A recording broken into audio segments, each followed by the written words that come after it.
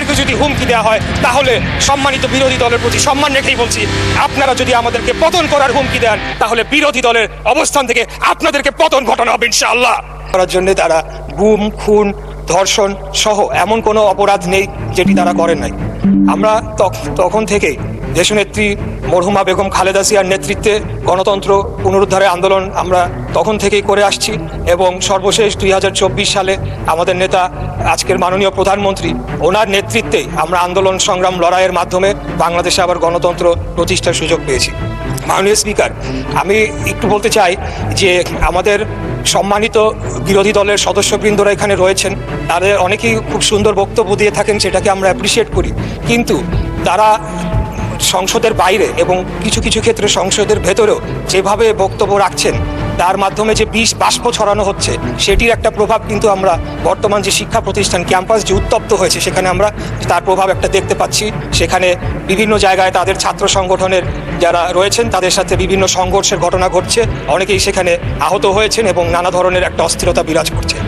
আমি খুব কষ্ট পেয়েছি যে গত সপ্তাহে বৃহস্পতিবার দিন এখানে সুন্দর আলোচনা হলো, জ্বালানি বিষয়ক একটি সমস্যা নিয়ে একটি কমিটি গঠন করা হলো। আমাদের মাননীয় বিরোধী দলের নেতা তিনিও খুব সুন্দর বক্তব্য রাখলেন, কিন্তু পরের 2 দিনই আমরা দেখলাম যে 2 দিন সংসদ চলেনি, যে তাদের নেতৃবৃন্দ বিভিন্ন জায়গায় নানা ধরনের কথা বলেছে এবং এক প্রকার জনগণকে উস্কানি দিয়েছে। এমনও কথা বলা হয়েছে যে 17 দিনের মধ্যে নাকি বিএনপি নির্বাচিত সরকারকে তারা ক্ষমতা থেকে হটাবে। তা আমি আপনার মাধ্যমে এই সংসদ এবং জাতি যারা সকলেই লাইভ টেলিকাস্ট হচ্ছে সকলেই দেখছে, আমি তাদের উদ্দেশ্যে বলতে চাই যে 2008 সালের নির্বাচনের মাধ্যমে এই সরকার ক্ষমতায় আসে নাই, 14, 18, 24-এর মাধ্যমেও এই সরকার ক্ষমতায় আসে নাই।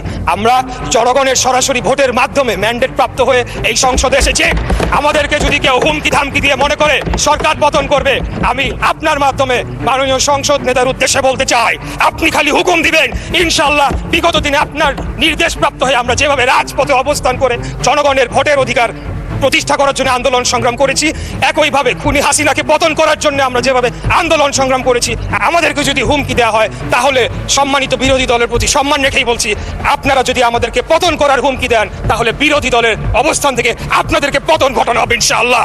আমরা কোনো ধরনের অস্থিতিশীল করতে চাই না, আমরা বাংলাদেশে কোনো ধরনের বিভক্তির রাজনীতি চাই না, আমরা একটা শান্তির রাজনীতি চাই, একটা ঐক্যের রাজনীতি চাই। আমরা যদি বিগত 24 সালে যারা শহীদ হয়েছেন তাদের প্রতি যদি আমরা সম্মান প্রদর্শন করতে চাই তাহলে আমাদেরকে একে অপরের প্রতি সম্মান প্রদর্শন করতে হবে এবং সকলে মিলেমিশেই আগামী দিনে বাংলাদেশকে পরিচালনা করতে হবে। আপনারা হয়তো ভুলে যাচ্ছে, আমাদের সম্মানিত বিরোধী দল হয়তো ভুলে যাচ্ছে এই যে সংঘাত, এই যে একটা অস্থিতিশীল পরিবেশ তারা তৈরি করার চেষ্টা করছে, তার মধ্যে লাভবান কারা হচ্ছে মাননীয় স্পিকার? তার মাধ্যমে লাভবান একমাত্র ফ্যাসিবাদের যারা দোসর, যারা পলাতক রয়েছে তারাই লাভবান হবে। আর তারা যদি আবার কোনোভাবে বাংলাদেশে ফেরত আসে তাহলে কি অবস্থা করবে যারা তাদের বিরুদ্ধে আন্দোলন করেছে, লড়াই করেছে, সেটা আমি আপনার মাধ্যমে আমি প্রশ্ন রাখতে চাই। তাই আমি আর যেহেতু সময় সংক্ষিপ্ত, সময় বাড়ানোর আবেদনও করব না।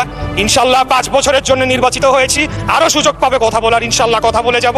তাই আপনার মাধ্যমে আমি আবারও ঐক্যের আহ্বান জানাচ্ছি, শান্তির আহ্বান জানাচ্ছি এবং পরস্পরের প্রতি একটা শ্রদ্ধার মাধ্যমে আপনারা একটা সম্মান বজায় রাখবেন এবং একে অপরকে হেয় প্রতিপন্ন করার মাধ্যমে যে একটা অপসংস্কৃতি চালু হয়েছিল বিগত খুনি স্বৈরাচারী ফ্যাসিবাদী হাসিনার আমলে, সেখান থেকে যাতে আমরা বের হয়ে এসে আগামী দিনে একটা ঐক্যের রাজনীতি প্রতিষ্ঠা করতে পারি, সেই আহ্বান জানিয়ে আমার বক্তব্য এখানে শেষ করছি। খোদাফেজ। বাংলাদেশ।